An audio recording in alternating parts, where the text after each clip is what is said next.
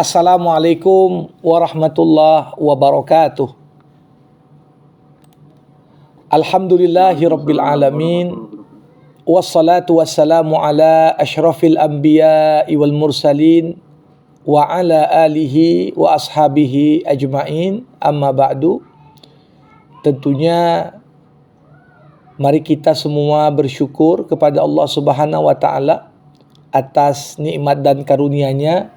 Hari ini keluarga besar SMMC memulai satu kegiatan rutin insya-Allah di setiap Sabtu selama Ramadan. Mudah-mudahan niat dari penyelenggara dan seluruh yang ikut serta dalam meramaikan pengajian-pengajian di setiap Sabtunya secara online, ini Allah balas nantinya dengan balasan terbaik di sisinya. Salawat berangkaikan salam kita hadiahkan kepada Nabi Muhammad sallallahu alaihi wasallam. Allahumma salli wa sallim wa barik alaih. Beliaulah kekasih Allah, teladan kita semua, dan kita berharap semoga kita semua mendapatkan syafaat baginda nantinya di yaumil akhir kelak. Keluarga besar SMMC yang saya muliakan, hari ini kita mengangkat satu tema yang kami kira tema ini sangat penting, mengingat satu sisi kita mengenal bulan suci Ramadan sebagai syahrul ibadah. Bulannya kita dibuka pintu untuk banyak beribadah. Dan tidak ada satu waktu dan momen bagaimana Allah memfasilitasi kita untuk dapat meningkatkan ibadah kita baik dari sisi kuantitas maupun kualitas sebagaimana yang Allah berikan fasilitas di bulan suci Ramadan ini. Bagaimana disebutkan dalam sebuah hadis, ketika masuk bulan suci Ramadan, pintu-pintu syurga dibuka, pintu-pintu neraka ditutup, setan-setan dibelenggu.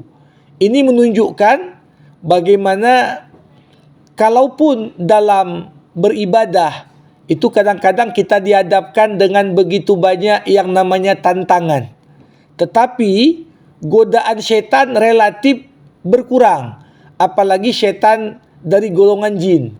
Walaupun tak tertutup kemungkinan masih ada juga setan dari golongan manusia yang bisa merusak dan mengganggu amal ibadah puasa kita. Nah, karena bulan puasa ini adalah bulannya ibadah, banyak sekali ibadah-ibadah yang kita kerjakan, maka perlu kita perhatikan terkait masalah ibadah. Ada dua tantangan yang kita hadapi. Pertama, Pak, bagaimana kita memastikan amal-amal ibadah yang kita kerjakan memang diterima Allah. Ya, apalah nilainya satu amal ibadah, kita puasa, kita sholat, baca Quran, bayar zakat, iktikaf, umroh, begitu banyak varian-varian ibadah yang bisa kita kerjakan.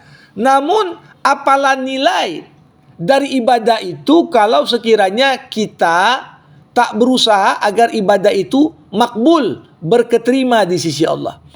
Nah, untuk tantangan pertama ini, supaya setiap amal itu dapat Allah terima dengan baik, maka kuncinya ada dua. Pertama, kita kerjakan dengan ikhlas. Yang kedua, kita ikuti tuntunan dan aturan yang dicontohkan Nabi Muhammad sallallahu alaihi wasallam. Nah, kalau dua hal ini kita amalkan, insya Allah ibadah-ibadah kita diterima Allah. Ya, mau sedekah tanpa ikhlas, boleh jadi sedekahnya nggak diterima. Mau sholat harus ikhlas, juga harus ikuti aturan. Gimana Nabi sholat tarawih, kita ikut. Gimana Nabi puasa, kita ikut. Mana yang membatalkan puasa, kita tinggalkan. Nah, selain tantangan yang pertama ini, ada tantangan kedua dalam konteks ibadah. Ini yang coba kita angkat lewat tema pengajian pada sore menjelang berbuka ini.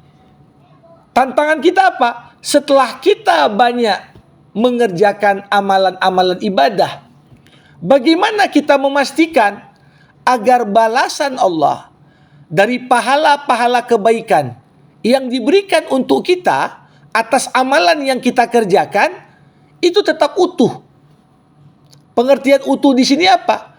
Pahala itu tidak tergerus, tidak terus berkurang akibat hal-hal yang dengan kita sadari atau tak kita sadari ternyata bisa membuat pahala amal menjadi berkurang, bahkan hilang. Nah, ini yang perlu untuk kita pahami. Saya sering mengilustrasikan pembahasan kita di sore hari ini, kalau kita ibaratkan macam ada seseorang yang mau berbelanja ke sebuah swalayan. Udah ada listnya, apa saja yang mau dia beli. Sampai di swalayan, dia beli semua yang dibutuhkannya dan apa yang diinginkannya, dibayarnya. Tapi kemudian belanjaan itu dimasukkan ke dalam kantong plastik. Bayangkan para hadirin sekalian, kalau kantong plastik tempat menampung belanjaan kita itu koyak atau bolong. Yang terjadi apa? Seberapa banyak pun benda-benda, barang-barang yang kita beli di swalayan, boleh jadi benda-benda itu walaupun sudah kita bayar, sudah kita ambil, tidak sampai ke rumah. Kenapa? Berpotensi karena kantongnya bolong, jatuh di dalam perjalanan kita menuju rumah masing-masing. Nah, begitu juga lah ilustrasi terhadap amal-amal ibadah yang kita kerjakan. Kita tingkatkan kualitas ibadah kita tingkatkan kuantitas dan jumlah amal ibadah kita. Tapi kalau kita tidak berhati-hati terhadap fenomena kantong bolong atau kantong koyak yang menampung pahala amal ibadah kita, boleh jadi yang terjadi nantinya kita merasa sudah beramal banyak, kita merasa sudah melakukan ini dan itu, dan kita harapkan balasan besar di akhirat. Tapi karena kantongnya bolong, yang terjadi adalah akhirnya tatkala nanti kita kembali kepada Allah, ternyata apa yang kita harapkan, kita terima sebagai balasan amal ibadah kita, semuanya zong, semuanya hilang. Jadi menjaga keutuhan amal ibadah ini sebenarnya bukan hanya penting selama kita di bulan suci Ramadan, tapi lebih dari itu, ya, pembahasan ini juga bekal kita nanti pasca Ramadan, bagaimana amal-amal ibadah kita ini tidak zong dan hilang. Ibarat kata seakan-akan pahalanya menguap, tidak menyisakan sisa sedikit pun bagi kita, sehingga kita bisa memetik hasil dari amal ibadah yang kita kerjakan. Para hadirin sekalian, memang di dalam Al-Quran Allah Subhanahu wa Ta'ala pernah mengisyaratkan kepada kita tentang fenomena kantong bolong ini, tentang fenomena menguapnya pahala amal ibadah, sehingga balasan yang seharusnya bisa kita terima full 100% karena amalan-amalan tertentu yang kita kerjakan berpotensi membuatnya berkurang. Bukan hanya itu, bahkan zong, hilang sama sekali, tak tersisa. Nah, disinilah kita renungkan bersama. Yang pertama, ada firman Allah di akhir surah Al-Kahfi. Allah mengatakan, "Qul hal nunabbi'ukum bil akhsarina a'mala alladzina dhalla sa'yuhum fil hayatid dunya wa hum yahsabuna annahum yuhsinuna sun'a." Katakan Muhammad, maukah kau aku beritahukan siapa orang yang paling merugi amalannya? Mereka lah orang-orang yang tersesat di muka bumi, sedangkan mereka menganggap diri mereka telah berbuat baik. Nah, jadi ayat tadi ingin mengatakan ada sekelompok orang merasa, aku kan udah puasa, aku kan udah taraweh, aku kan udah berapa kali khatam, aku kan sudah bayar zakat fitrah.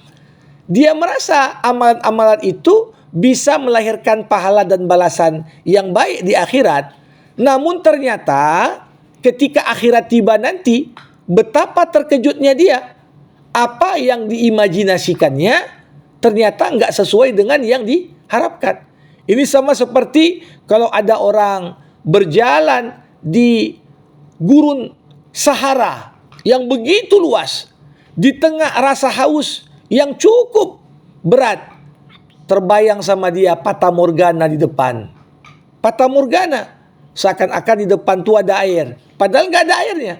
Nah, begitu juga, bagaimana supaya kita jaga amal kita tetap utuh, jangan sampai kita merasa sudah beramal ini dan itu, pada akhirnya ternyata yang kita terima tidak sesuai yang kita harapkan. Para hadirin, dalam ayat yang lain Allah Subhanahu wa taala juga mengatakan, wa qadimna ila ma amilu min amalin faja'alnahu haba'an mansura. Kami ketengahkan kepada manusia amalan-amalan yang dikerjakannya selama dia di dunia. Ketika seorang itu minta sama Allah, ya Allah, tunjukkan amal-amalku di dunia.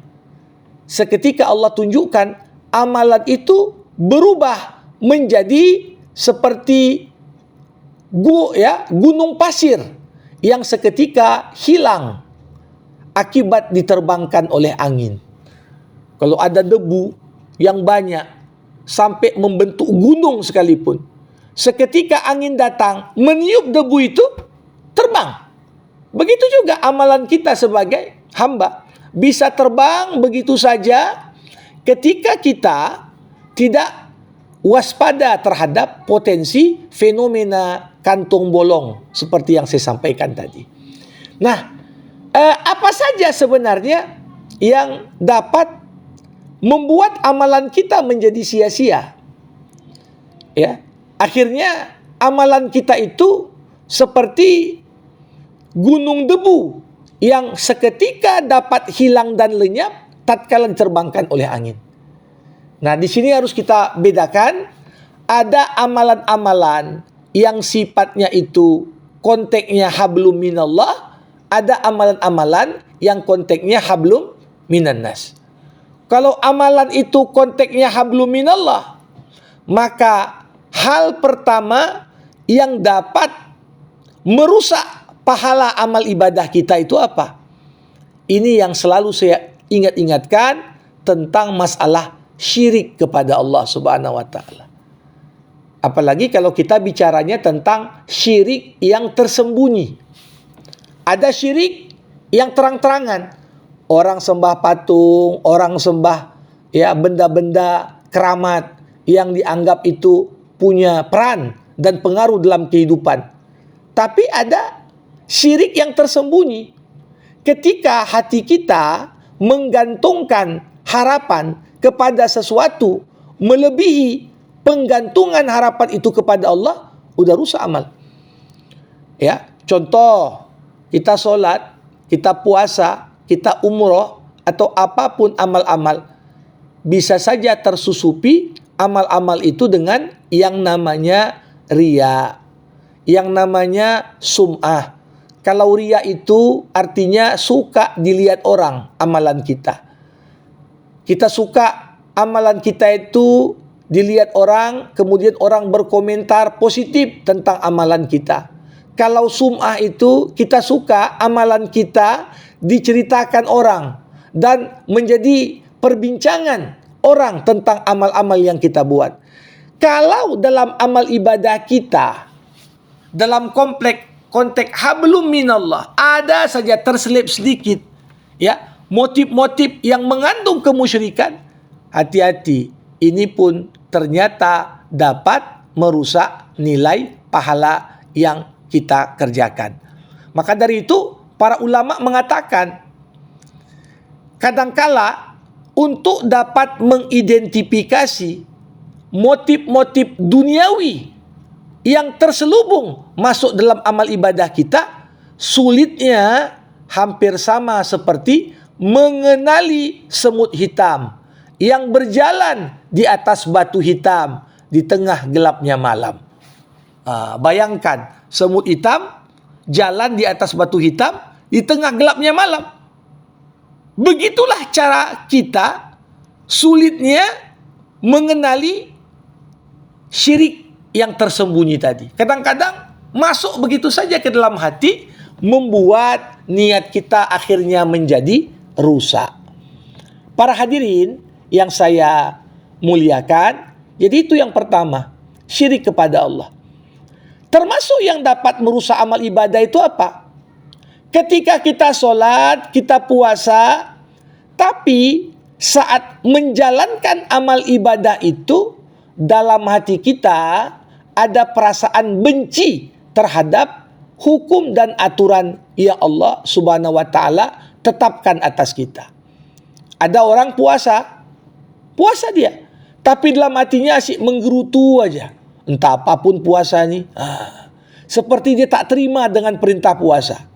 Ya, dia sholat, tapi mulutnya asyik ngomel saja, mengeluh tentang sholat. Dia lakukan amal ibadah, tapi seperti dia tidak mau terima bagaimana ketetapan Allah yang ditetapkan atasnya terkait amal ibadah yang dikerjakannya. Ini sesuai dengan firman Allah, zalika bi annahum karihu ma anzalallah fa ahbatallah a'malahum. Disebabkan karena mereka membenci apa yang Allah turunkan dari aturan-aturan hukum, maka Allah pun menjadikan amal mereka menjadi sia-sia. Jadi ini sesuatu yang gak bisa kita anggap sepele, ya. Suasana batin, bagaimana hati kita dalam menjalankan ibadah dari keikhlasan, dari kecintaan terhadap aturan Allah, itu menentukan apakah pahala kita nanti bisa utuh atau ternyata pahala itu berkurang. Para hadirin yang dimuliakan Allah, kalau tadi kita cerita tentang faktor-faktor yang dapat mengurangi bahkan menghilangkan pahala amal, dalam konteks amal ibadah hablum minallah, maka ada juga amal-amal ibadah yang konteksnya hablum minanas. Misalnya sedekah, ya, silaturahmi, dan berbagai amal-amal lain. Nah, dalam konteks kita bermasyarakat, banyak ibadah yang bisa kita kerjakan. Coba bayangkan, selama kita bulan Ramadan ini aja, dikatakan Nabi, siapa yang memberikan makanan berbuka kepada orang yang berpuasa, baginya pahala sebanyak pahala orang yang berpuasa. Jadi ini kan luar biasa. Tapi sedekah kita, dana yang kita keluarkan, itu bisa saja pahalanya menguap. Kapan? Kalau kita perhatikan firman Allah di surah Al-Baqarah, Allah mewanti-wanti kita. Ya ayyuhalladzina amanu la tubtilu sadaqatikum bil manni wal adha. Wahai orang-orang yang beriman, jangan kau batalkan pahala sedekahmu karena dua hal. Jadi pahala sedekah kita bisa hilang karena dua hal tadi. Apa itu? Pertama, bil manni. Al mannu artinya suka menyebut-nyebut dan mengungkit-ngungkit. Kita udah kasih sama orang, habis itu kita bilang, alah si fulan tuh aku yang kasih ini. Bahkan tak jarang, para hadirin, bayangkan, kadang-kadang pemberian kita sudah kita berikan 20 tahun yang lalu. Gara-gara kita ungkit-ungkit lagi pemberian itu, kau kan dulu sudah pernah kukasih ini, kukasih itu. Pahala yang seharusnya utuh sejak 20 tahun lalu, gara-gara kita ungkit-ungkit, menguaplah pahalanya. Nauzubillah. Ini sesuatu kerugian yang nyata. Kenapa? Karena amalan itu sudah selesai. Sedekahnya sudah selesai. Kita udah beri. Tapi ketika kita mengerjakan sesuatu yang dilarang Allah, jangan kau batalkan pahala sedekahmu dengan menyebut-nyebutnya.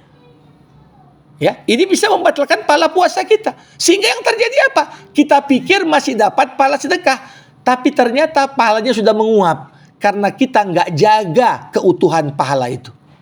Ini yang pertama. Yang kedua, wal aza. Apa arti aza? Kita juga kadangkala dapat membatalkan pahala amal ibadah kita dengan menyakitkan hati orang yang menerima. Kita udah kasih barangnya, kita udah kasih sedekahnya, tapi kita sakiti dia. Dengan apa? Terkadang kita sakiti dia dengan ucapan. Ada orang ngasih, tapi sebelum ngasih, ucapannya itu menyakitkan hati. Wah, ini kadang-kadang dia ngomong macam-macam, dimakinya orang. Memang terakhir dikasih, tapi gara-gara makian itu yang menerima pun udah sempat sakit hati duluan. Nah ini tanpa kita sadari, apa yang terjadi? Pahalanya dari yang seharusnya dapat 100%, gara-gara kita sakitkan hati yang nerima, mungkin tinggal 50%. Atau bahkan udah hilang pahalanya, gara-gara kita menyakiti hatinya. Ya, nah begitu juga menyakiti hati bukan hanya dengan ucapan, tapi juga dengan perbuatan. Sebagaimana ucapan itu bisa menyakitkan hati, bahasa tubuh juga bisa menyakitkan hati.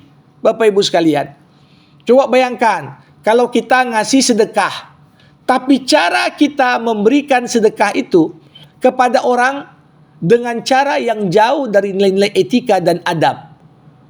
Ngasih bantuan, ngasih takjil, tapi dengan cara apa? Dilempar sama orang, misalnya. Atau dengan cara apa? Tata cara yang tidak layak. Ya, yang membuat hati orang yang membutuhkan memang tetap dia ambil karena dia butuh, karena dia lapar, tapi dalam hatinya, maupun seseorang yang paling miskin sekalipun, tidak ada manusia yang ingin harkat dan martabat dirinya diinjak-injak dan dihinakan. Jadi setiap orang pengen martabatnya itu dijaga, dipelihara.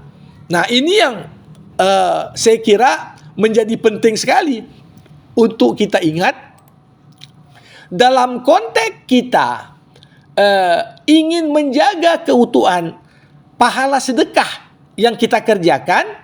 Hendaknya amalan-amalan itu memang kita kerjakan dengan menghindar untuk menyebut-nyebut, ya, mengungkit-ungkit pemberian yang sudah pernah kita berikan. Dan yang kedua, menghindari perkataan ataupun perbuatan yang berpotensi menyakitkan hati orang yang menerimanya. Nah, zaman sekarang banyak bantuan, sedekah lah kita katakan, tapi ya akhirnya dijadikan sekedar bahan konten kreator. Ya, kadang-kadang kasih bantuan sembako ini dan itu, tapi kebutuhan orang itu dieksploitasi, direkam fotonya itu, kemudian jadikan bahan dia untuk isi konten YouTube-nya dan lain sebagainya. Ya ini kadang-kadang orang yang diperlakukan demikian, ya dia nurut saja supaya dapat, ya, supaya dapat. Namun esensinya, apakah yang bersangkutan itu menerima sebenarnya? Boleh jadi tidak, hatinya sakit. Dan ini sesuatu yang dapat mengakibatkan pahala sedekah yang seharusnya bisa kita terima sempurna dan lengkap, pada akhirnya ya bisa tergerus pahala itu. Nah itu jadi contoh menjaga keutuhan amal ibadah dari sisi sedekah. Termasuk amal-amal ibadah kita yang lain, Bapak Ibu, perlu kita jaga agar pahala itu tetap utuh dan tidak berkurang. Salah satunya apa? Menghindarkan diri kita dari mengambil yang bukan hak kita.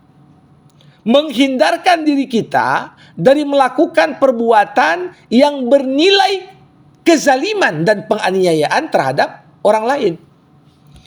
Saya kira Bapak Ibu semua mungkin pernah dengar hadis Rasulullah sallallahu alaihi wasallam ketika Nabi bertanya kepada para sahabat, "Tahukah kalian siapakah orang yang bangkrut itu?" Kata Nabi, Waktu itu para sahabat Nabi menjawab, orang yang bangkrut di antara kami, orang yang utangnya lebih banyak dari asetnya. Sehingga kalau asetnya pun dijual, tetap tak bisa membayar utang tersebut. Rasulullah berkata, orang yang bangkrut pada hari kiamat adalah orang yang ketika di dunia, dia sholat, dia zakat, dia puasa, dia lakukan beragam amal ibadah yang ada. Tapi di sisi yang lain, dia aniaya si fulan. Dia ambil yang bukan haknya. Dia gunjing saudaranya. Yang terjadi apa?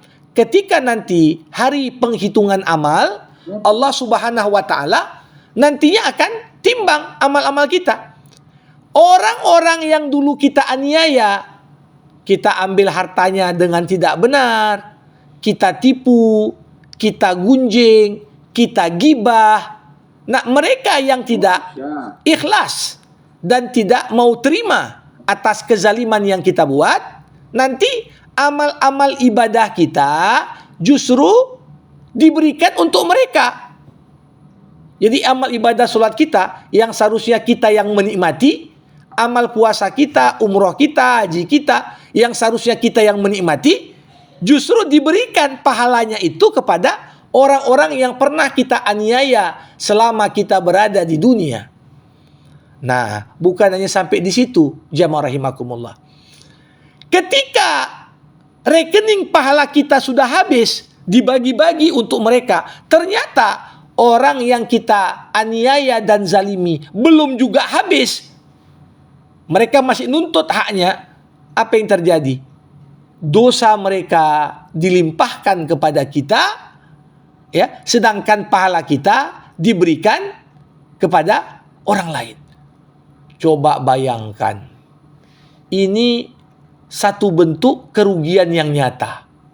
Bayangkan orang udah haji, udah sholat, udah puasa, udah melakukan amal-amal ibadah pokok dalam Islam, tapi ketika dia tidak mampu menahan dirinya dari tidak melakukan perbuatan zalim kepada orang lain, maka yang terjadi adalah pahala itu justru dikasih untuk orang yang dianiaya.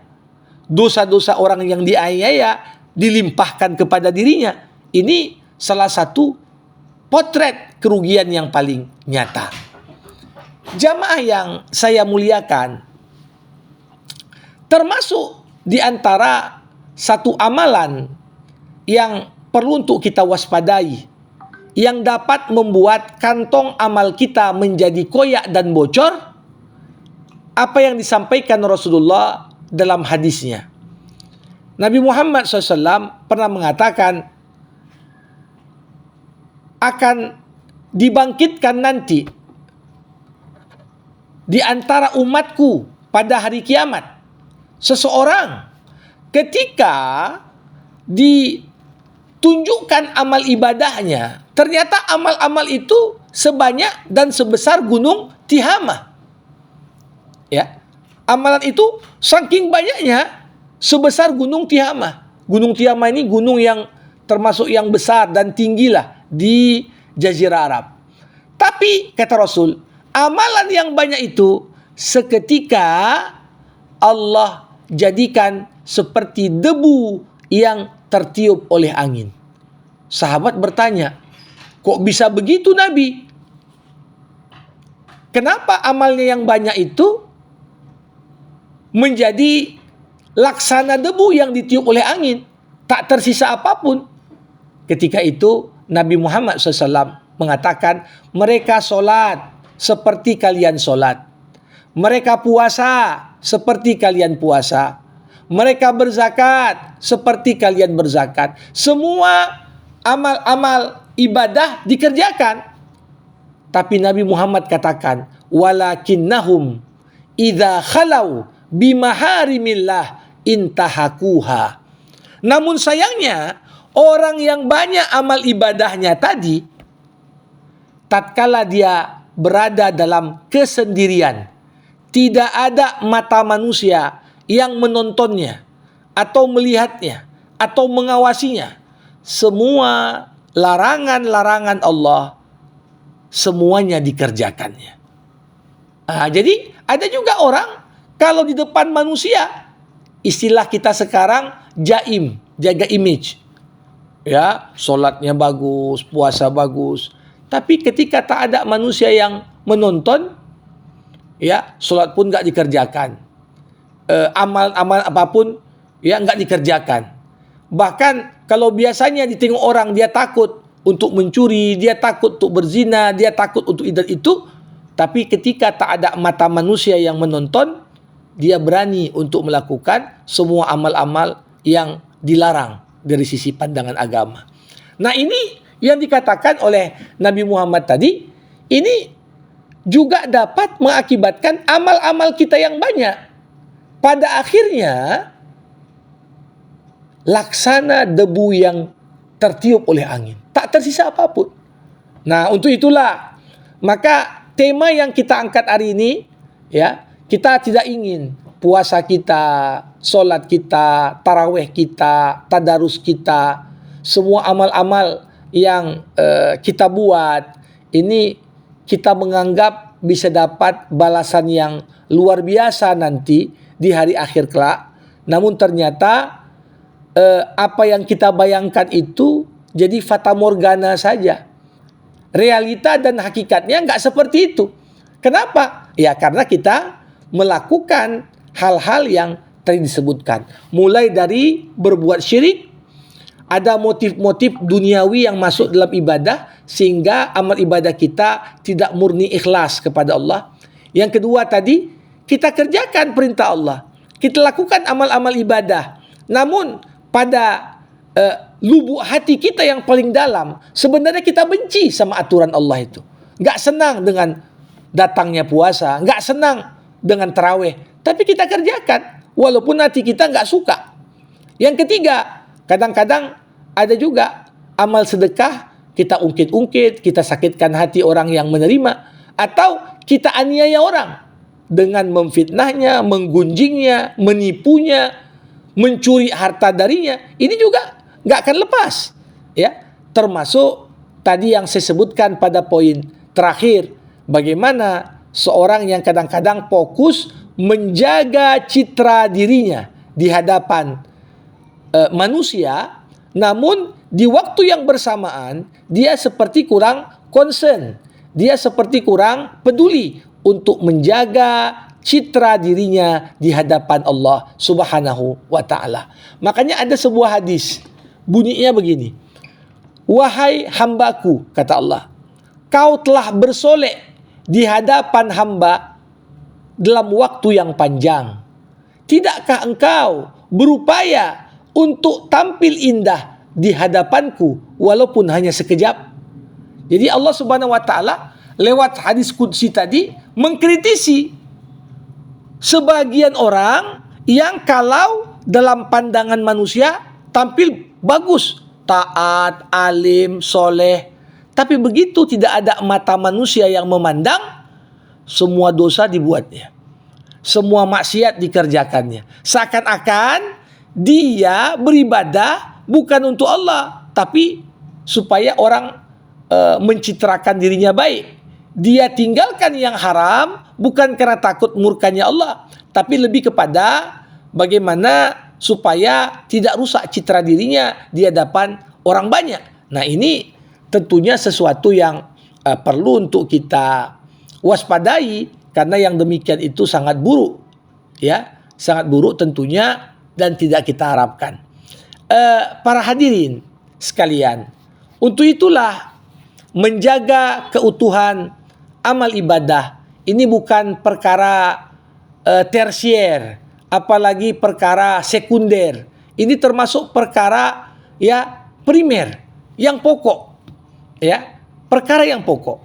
Kita beramal perlu kita luruskan niat. Kita berinteraksi sosial perlu kita jaga hak-hak orang lain. Jangan pernah anggap sepele. Kadang-kadang kita berutang, bisanya kita bayar, ada uang untuk membayar, tapi sengaja kita menunda-nunda pembayaran hingga orang yang sebenarnya pada awalnya membantu kita jadi teraniaya gara-gara kita. Bukankah Rasulullah pernah mengatakan, matlul ghani zulmun. Orang kaya yang sengaja menunda-nunda bayar hutang itu adalah bentuk kezaliman. Ya, ini juga hati-hati. Kita mampu bayar tapi sengaja tak bayar-bayar, ini bisa menggerus pahala amal. Berjanji tapi tak kita penuhi, itu juga utang. Ya, dan beragam bentuk lainnya. Nah, untuk itu saya ingin sampaikan bagaimana Nabi Muhammad SAW justru katakan kepada kita, amalan yang paling dicintai Allah adalah amalan yang paling konsisten dan berkesinambungan. Kenapa? Kalau amalan itu walaupun sedikit tapi rutin kita kerjakan.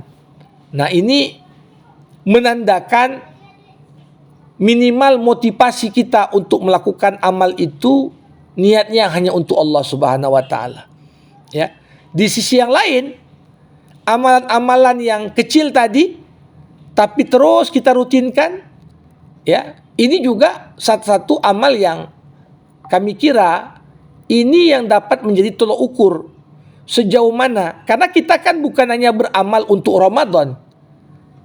Para ulama mengatakan di akhir Ramadan, siapa yang beribadah karena Ramadan, Ramadan pasti akan berlalu. Tapi siapa yang menyembah Allah, Allah yang kita sembah di bulan Ramadan juga akan kita sembah di luar Ramadan. Jadi penjagaan keutuhan amal ibadah ini bukan hanya terkait dengan Ramadan semata. Nah, termasuk puasa yang kita kerjakan.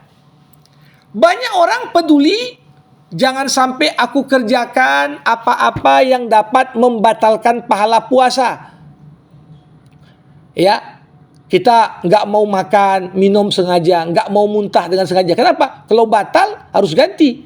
Tapi yang lebih membahayakan daripada sekedar pembatal puasa adalah pembatal pahala puasa. Berapa banyak orang puasa, nggak makan, nggak minum, tapi ketika berbuka, apa pahala yang dia dapat? Yang dia dapat cuman haus dan lapar. Ini kata Rasulullah. Kenapa? Karena selama dia berpuasa, ya, dia nggak cegah dirinya dari apa-apa yang dapat menguapkan pahala puasanya. Termasuklah di situ terlalu banyak menghabiskan waktu untuk hal yang sia-sia. Ya, Ramadan tapi habis waktunya tidur terus. Ramadan tapi waktunya habis untuk ya nonton sinetron kah, drama kah, ya. Padahal walaupun itu halal, walaupun itu boleh, sesuatu yang boleh kalau dikerjakan dengan berlebihan bisa menjadi makruh bahkan haram. Ya, dulu dikisahkan Imam Asy-Syafi'i rahimahullah pernah berjalan dari rumahnya menuju masjid menjelang masuk waktu zuhur. Waktu itu Imam Syafi'i melewati sebuah kedai kopi, ada anak muda main catur di situ. Ya, kemudian baru balik Imam Syafi'i ke rumahnya ba'da asar. Dia lihat ketika lewat tempat yang sama, anak muda yang tadi masih juga mencatur di kedai kopi itu. Akhirnya Imam Syafi'i mendekati sekelompok anak muda tadi. Beliau lantas mengingatkan, betapa buruknya ketika kita habiskan waktu kita untuk hal yang sifatnya sia-sia, tak ada manfaat untuk dunia kita, apalagi untuk akhirat kita. Nah, itu juga tantangan terberat itu. Selama kita puasa, jangan sampai walaupun puasanya tak batal, tapi kita masuk kepada apa yang dikatakan Rasulullah, rubba shaimin laisa lahu minas siyam illal ju' wal atash. Berapa banyak orang puasa tapi yang dia dapat dari puasanya hanya rasa lapar, hanya rasa haus. Ini menunjukkan apa? Pahala puasa nggak dapat. Yang dapat hanya pahitnya puasa. Itu lapar dan haus tadi. Kenapa? keutuhan pahala amal tak mampu untuk dijaga. Saya kira ini sebagai pengantar yang dapat saya paparkan di kesempatan berbahagia ini. Tentunya kita akan buka sesi diskusi dan tanya jawab. Kalau ada yang mau bertanya, baik seputar materi pembahasan ataupun topik lainnya, kalau dalam kapasitas saya menjawab, insya Allah saya akan menjawabnya. Saya kembalikan pada Pak Riri. Terima kasih. Alhamdulillah, terima kasih Ustaz yang telah memaparkan siraman rohaninya kepada kita semua. Jadi pada 10 menit ke depan ini kami harapkan kepada kawan-kawan, abang kakak adik yang mengikuti acara ini untuk tanya jawab ya, bertanya baik seputar tema maupun di luar tema. Kami persilakan. Izin Bang Riri boleh bertanya? Iya, silakan. Ya. Terima kasih. Assalamualaikum warahmatullahi wabarakatuh. Waalaikumsalam warahmatullahi wabarakatuh. Silakan. Sebelumnya ucapan terima kasih kepada Ustadz yang alhamdulillah berapa tahun terakhir ini terus mengisi kajian kita di Semansa, khususnya Ramadan. Terima kasih sekali Ustadz atas waktunya dan kesediaannya. Dari paparan Ustadz tadi saya merasa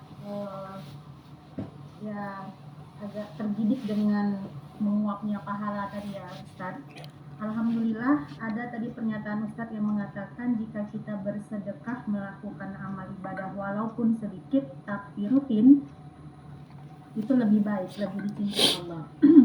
Di SMMC alhamdulillah ini sudah hampir 8 tahun Ustadz. Kita bersama-sama sedekah Jumat Berkah Jumber. Alhamdulillah. Setiap bulannya itu 25.000, artinya satu hari tidak sampai 1.000 istiqomah. Setiap angkatan mengumpulkan. Jadi alhamdulillah saya merasa beruntung sampai hari ini masih terus ikut jadi peserta Jumber dari angkatan 98, dan mungkin juga abang kakak yang hadir di sini di masing-masing angkatannya adalah peserta Jumber. Tapi ada satu yang jadi perlu kepastian ini Ustaz, mengenai amalan yang suka disebut-sebut. Nah, sementara kita kebiasaan kita apalagi pengurus kan butuh pelaporan ya Ustaz. Jadi setiap sedekah yang disampaikan oleh abang kakak di setiap angkatan itu tentulah disebutkan namanya. Apalagi misalnya ada yang khusus seperti itu Ustaz. Apakah ini juga menjadi salah satu yang menguapkan pahala puasa tadi? Baik. Kemudian tidak hanya di SMMC Ustaz. Misalnya kita mau sedekah Quran, si penyelenggara biasanya memberikan fasilitas lah istilahnya, disebutkan namanya dalam Al-Quran itu. Disebutkan namanya sebagai yang memberi. Nah, apakah ini juga akan menguapkan pahala kita Ustaz? Kemudian yang terakhir Ustaz, kami yang ibu-ibu ini, yang perempuan khususnya, setiap Ramadan biasanya setiap habis sholat subuh itu tadarus, dan kalau dapat 15 Ramadan sudah khatam, karena Ramadan itu kan bulan Quran. Nah, saya penasaran, kira-kira bisa penjelasan dari Ustadz, apakah kebiasaan tadarus ini juga dilakukan dulu di masa zaman Rasulullah atau Khulafaur Rasyidin? Apakah sudah sesuai tuntunan yang secara umum ini kami lakukan di kaum ibu-ibunya di setiap Ramadan? Mungkin itu dulu Ustadz, ada 3 hal yang saya pertanyakan ke Ustadz. Terima kasih. Assalamualaikum warahmatullahi wabarakatuh. Waalaikumsalam warahmatullahi. Baik, terima kasih Ibu Nirma atas pertanyaannya. Tentunya sebelum saya menjawab rinci 3 pertanyaan tadi, ada satu ayat Al-Quran yang harus jadi payung bagaimana kita menyikapi apa yang ditanyakan tadi. Ada ayat Quran bunyinya begini di surah Al-Baqarah. In tubdus shadaqat fani'immahi wa in tukhfuha wa tu'tuhal fuqara fahuwa khairul lakum inda rabbikum. Kalau kau tampakkan sedekahmu, itu baik bagimu. Tapi kalau kau sembunyikan sedekahmu dan kau berikan itu kepada orang-orang fakir, itulah yang lebih baik untukmu di sisi Tuhanmu. Para ulama menjelaskan, jadi sedekah kita itu ada yang boleh dinampakkan, ada yang lebih utama untuk kita sembunyikan. Kapan sedekah utama untuk kita samputkan, kita sampaikan, kita beritahukan kepada orang? Pertama, apabila tujuan dari pemberitahuan itu motivasi bagi yang lain. Ya. Sengaja si fulan sudah wakaf Quran sekian untuk disalurkan pada lembaga tahfiz ini, ya. Disebut namanya, tujuannya apa? Dorong orang lain.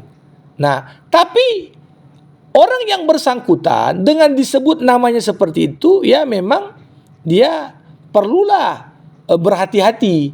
Karena yang namanya rasa ujub, besar kepala itu kan tetap saja bisa merasuki hati kita. Orang lain tidak bisa menjudge dan memvonis.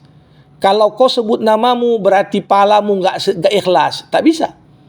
Ya, karena kadang-kadang ya kita laksanakan apa yang kita kerjakan tadi, niatnya tadi ya memotivasi orang.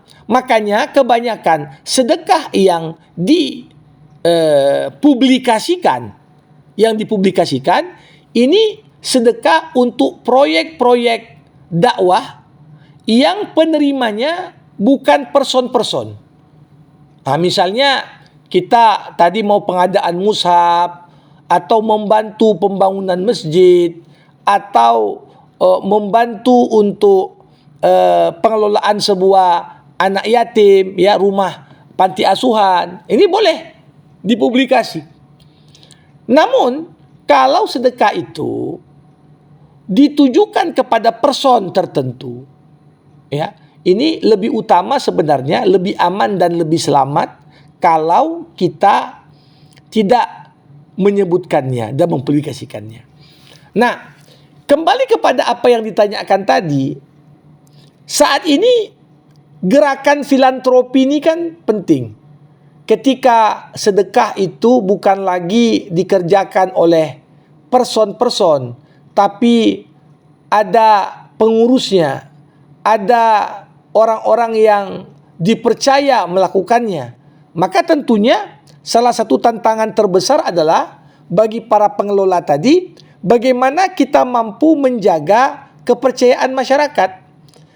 Dan kepercayaan masyarakat itu dapat dijaga dengan menjunjung tinggi nilai-nilai transparansi. Jadi berapa yang kita dapat harus kita rilis, sumbernya dari mana. Kadang-kadang saat distribusi kita foto juga dan buat video. Ini bukan artinya untuk menyebut-nyebut, tapi dalam rangka tetap menjaga kepercayaan masyarakat. Tapi bagi orang yang bersedekah, ya jangan sampai amalan ini membuat kita besar kepala pula. Ya, jadi makanya para ulama dulu mengatakan begini, wasiat yang penting sekali. Kebaikanmu untuk orang lain cepat lupakan. Tapi kebaikan orang lain untukmu ingat selalu. Kenapa kebaikan kita untuk orang cepat kita lupakan? Karena kalau kita ingat-ingat terus, nanti ada potensi kita ngungkit-ngungkit yang sudah kita buat. Saat kita butuh sama orang yang pernah kita bantu, kita lah ngomong sama dia, Allah kau sombong kali sekarang. Dulu kan aku yang bantu kau gini, aku yang kasih kau itu. Nah, hilang pahala. Tapi kalau kita cepat lupakan kebaikan kita kepada orang, itulah yang paling aman dari potensi tergerus dan menguapnya pahala ibadah kita tadi. Nah, sebaliknya, kebaikan orang harus perlu selalu kita ingat. Kenapa? Supaya kita sadar, apapun capaian yang kita peroleh dalam hidup ini, ada melibatkan banyak orang di situ. Lewat doa, lewat bantuan, lewat ini dan itu. Ini dia. Jadi untuk pertanyaan pertama, nggak masalah kalau dalam konteks transparansi disebut nama, ya. Tapi sekali lagi, ya perlu kita lah yang menjaga. Yang bersedekah perlu cepat-cepat melupakan. Ditulis pun namanya dalam Quran, jangan pula membuat dirinya merasa berbangga. Aku udah hebat lah, Quran yang kukasih dah berapa, itu yang bisa membuat rusak. Kemudian tadi yang ketiga, agak terlupa saya sedikit tadi.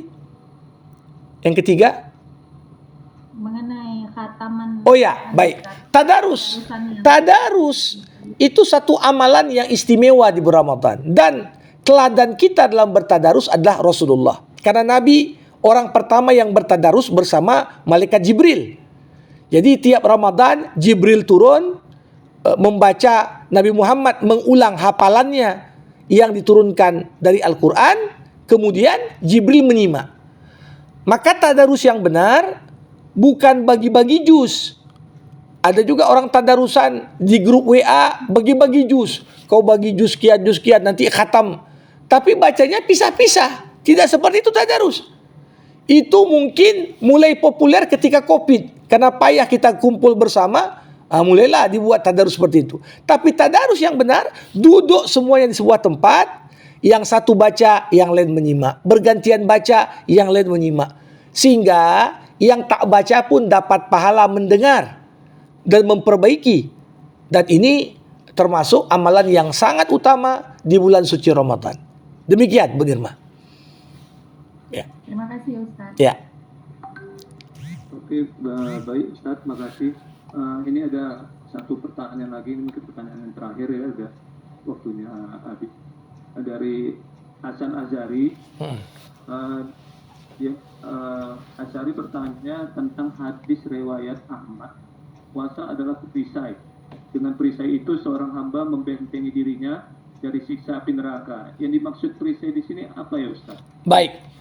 Para hadirin, kalau dulu orang masih berduel pakai pedang, maka seorang kesatria di medan perang itu selain bawa pedang, bawa perisai untuk melindungi dirinya. Nah, puasa ini salah satu peran besarnya adalah perisai bagi kita. Kenapa? Yang paling banyak membuat kita ini jatuh ke dalam api neraka karena kita tak mampu mengontrol nafsu kita. Kita tak bisa mengontrol nafsu kita. Apa yang disebut oleh nafsu kita lakukan semua. Nah, dengan kita berpuasa, puasa itu jadi benteng kita. Supaya manusia dapat menjadi tuan atas nafsunya, bukan sebaliknya dia diperbudak oleh nafsunya. Nah, itu dia. Jadi seperti yang saya katakan tadi, puasa adalah asyamu junnah, perisai. Kalau kita berpuasa, kita akan mampu mengontrol nafsu kita. Ketika kita mampu mengontrol nafsu kita, maka kita tidak akan melakukan amal-amal yang justru dapat membuat kita masuk ke dalam api neraka. Demikian tanggapan saya Pak Hasan Azhari. Ya, baik. Oke Ustaz, ini tolong closing statementnya Ustaz ya. Baik. Sekaligus doa. Ya. Doa Ustaz. Baik. Di bulan ini tentunya bukan hanya masalah amal kita diterima atau tidak, tapi yang lebih besar bagaimana kita menjaga amal yang sudah dikerjakan agar tetap mampu utuh pahalanya 100% dengan menghindari syirik, menghindari menzalimi orang, menghindari menggunjing dan gibah dan lain sebagainya. Ya, baik. Kita tutup majelis ini dengan doa.